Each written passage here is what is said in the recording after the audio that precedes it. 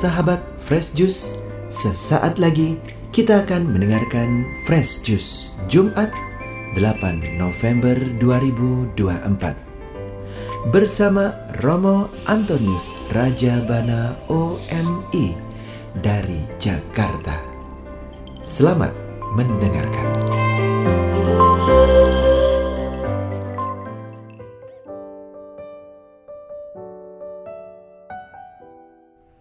Para sahabat Fresh Juice yang terkasih, hari ini Jumat Pekan Biasa ke-31, gereja mengajak kita merenungkan tentang anugerah istimewa, yaitu kebijaksanaan, akal budi, dan juga kesadaran. Kisahnya tentang bendahara yang tidak jujur, tetapi dipuji cerdik oleh Tuhan Yesus. Bagaimana bacaan selengkapnya? Mari kita mendengarkan dengan tekun dan juga teliti. Bacaan diambil dari Injil Suci menurut Santo Lukas, bab 16 ayat 1 sampai dengan 8. Pada suatu ketika, berkatalah Yesus kepada murid-muridnya, ada seorang kaya yang mempunyai seorang bendahara. Kepadanya disampaikan tuduhan bahwa bendahara itu menghamburkan miliknya. Maka si kaya itu memanggil bendaharanya dan berkata, "Apakah yang telah kudengar tentang dirimu? Berilah pertanggungjawaban atas urusanmu, sebab engkau tidak boleh bekerja sebagai bendahara lagi." Berkatalah bendahara itu dalam hatinya, "Apakah yang harus kuperbuat? Tuanku memecat aku dari jabatanku. Mencangkul aku tidak dapat, mengemis aku malu. Aku tahu apa yang akan kuperbuat, supaya apabila aku dipecat dari jabatanku sebagai bendahara, ada orang yang mau menampung aku di rumah mereka." Lalu ia memanggil satu demi satu orang yang berhutang kepada tuannya. Berkatalah ia kepada yang pertama, "Berapa besar hutangmu pada tuanku?" Jawab orang itu, 100 tempayan minyak. Lalu kata bendahara itu, "Inilah surat hutangmu, duduklah dan buatlah surat hutang lain sekarang juga, 50 tempayan." Kemudian ia berkata kepada yang lain, "Dan saudara, berapa hutangmu?" Jawab orang itu, 100 pikul gandum. Katanya kepada orang itu, "Inilah surat hutangmu, buatlah surat hutang lain 80 pikul." Bendahara yang tidak jujur itu dipuji tuannya, karena ia telah bertindak dengan cerdik. Sebab anak-anak dunia ini lebih cerdik terhadap sesamanya daripada anak-anak terang. Demikianlah sabda Tuhan.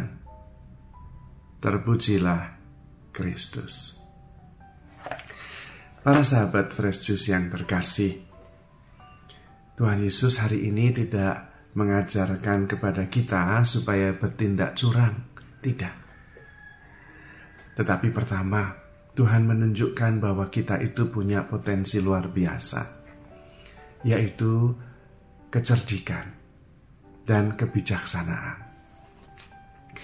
Dan Tuhan menunjukkan bahwa orang bisa dengan cerdik menyelamatkan dirinya, seperti bendahara itu.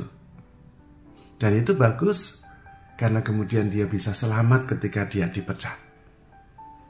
Namun, ada sesuatu yang lebih penting lagi yang Tuhan ingin dari kita.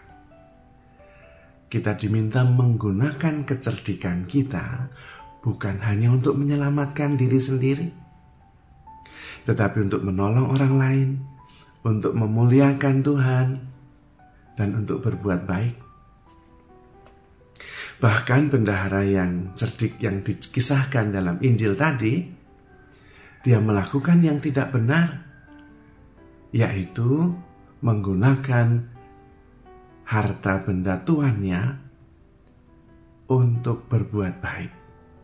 Namun, meskipun itu bukan hartanya, dan karena itu sebetulnya dia tidak punya hak, tetapi karena untuk berbuat baik, mengurangi hutang, toh itu bermanfaat. Apalagi kalau sungguh-sungguh kita menggunakan apa yang kita punya untuk kebaikan sesama, untuk kemuliaan Tuhan. Dan sebetulnya kita semua adalah bendahara yang dipercaya oleh Tuhan untuk mengelola talenta, harta benda yang luar biasa yang Tuhan berikan kepada kita. Talenta yang dikaruniakan Tuhan sejak semula. Talenta yang utama terutama adalah hidup. Karena atas hidup itu kemudian berkat-berkat yang lain mengalir. Kalau tidak hidup, bagaimana ada berkat yang lain? Hidup adalah berkat dasar dan itu anugerah yang luar biasa. Yang kedua adalah akal budi. Kita diminta untuk mengembangkan akal budi kita bukan supaya menjadi sombong, tetapi supaya menjadi bijaksana. Dalam teks lain Tuhan meminta kita supaya cerdik seperti ular dan tulus seperti merpati. Dan itulah artinya kebijaksanaan. Kita menggunakan akal budi kita yang luar biasa untuk mencari solusi. Dan dalam mencari solusi itu kita menggunakan prinsip-prinsip kebenaran, ketulusan, kebaikan hati. Maka kemudian kita menjadi bijaksana. Dan kebijaksanaan itu dibutuhkan untuk kehidupan bersama kita. Bukan hanya untuk kita, tetapi untuk orang lain, untuk semesta ini, untuk kemuliaan Tuhan. Maka kita diminta pada zaman ini untuk sungguh-sungguh mengembangkan kebijaksanaan kita. Memang kebijaksanaan adalah rahmat Tuhan, tetapi kita bisa memohon supaya menggunakan akal budi kita dengan bijaksana. Dengan pertolongan Tuhan, tentu kemudian kita bisa. Sebetulnya akal budi yang luar biasa itu, ketika digunakan untuk kebaikan dan mengasihi sesama, maka kemudian akal budi itu menjadi dasar kebijaksanaan dalam hidup ini. Dan kalau kita hidup dengan bijaksana, kita bukan hanya cerdik, maka kita selamat dan juga damai sejahtera.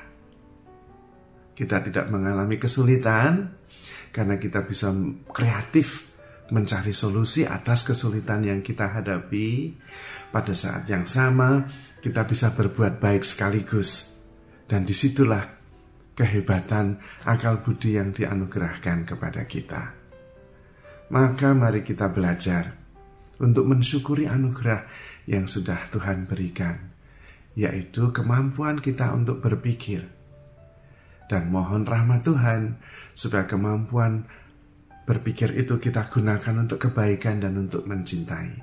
Karena akal budi, kreativitas yang kita gunakan untuk mencintai menjadi kebijaksanaan. Apalagi kalau didasari oleh kerendahan hati bahwa itu adalah anugerah Tuhan. Maka kemudian kita sungguh-sungguh bisa menjadi orang yang penuh syukur, orang yang bijaksana, dan tetap rendah hati. Tentu dengan cara hidup seperti itu, kita menjadi orang yang penuh sukacita, penuh kegembiraan, menerima cinta yang berlimpah-limpah, dan hidup di dalam kelimpahan.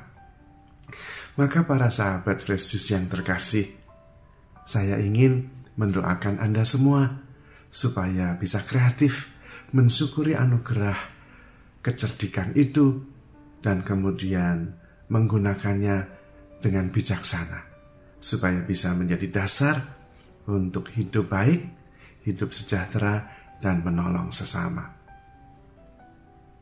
Saya ingin mendoakan Anda semua. Allah Bapa Maha Baik, kami bersyukur atas rahmat, akal budi, kebijaksanaan, dan berkat-Mu.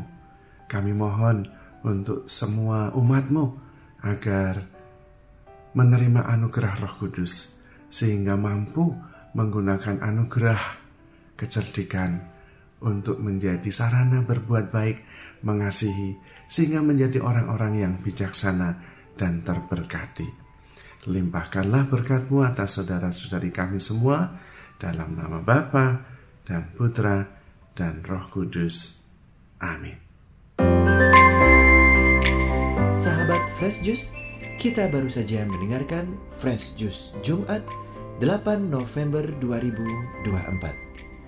Saya Yofi Setiawan beserta segenap tim Fresh Juice mengucapkan terima kasih kepada Romo Antonius Rajabana untuk renungannya pada hari ini. Sampai berjumpa kembali dalam Fresh Juice edisi selanjutnya. Tetap semangat, jaga kesehatan, dan salam Fresh Juice.